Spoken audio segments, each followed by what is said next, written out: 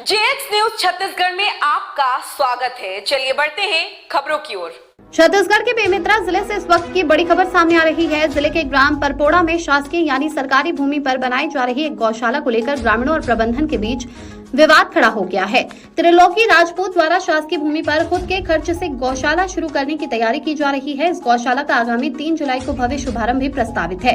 बेमेतरा के ग्राम परपोड़ा में हो रहे इस निर्माण को लेकर गांव 2 धड़ों में बंट गया है। जानकारी के मुताबिक इस गौशाला के उद्घाटन के लिए केंद्रीय राज्य मंत्री तोखन साहू को भी आमंत्रित किए जाने की खबर है।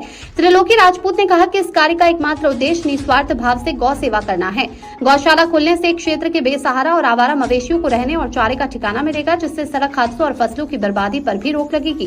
डॉक्टर राजेंद्र भगत ने कहा कि बिना वैधानिक पंजीयन के कोई भी गौशाला नहीं खोली जा सकती। ये मामला जैसे ही मेरे संज्ञान में आया, मैंने तुरंत डॉक्टर शुक्ला को पूरी जानकारी और जमीनी हकीकत का पता लगाने के लिए परपोड़ा गांव भेजा था। जांच रिपोर्ट के आधार पर आगे की कार्रवाई की जाएगी। और मैं यहाँ पे 5 एकड़ जो भूमि है वो जबकि कलेक्टर से मांग किया था मैं, और मेरे पास 51 जन का साइन भी है।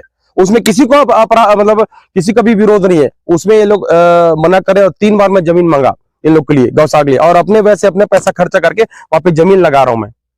उसके बाद भी हम लोग विरोध कर रहे हैं, तो मैं बस यही चाहता हूं कि वो जमीन मेरे को मिल जाए और हमारा जो कार्यक्रम है गौ सेवा का जो है वो काम मैं करना चाहता हूँ बस सर। बेरला जनपद के अंतर्गत परपुड़ा में गौशाला खुलने जा रहा है, कैसा क्या है? परपुड़ा में गौशाला जो खुल रही है उसमें उसकी जानकारी तो हमको कोई है नहीं।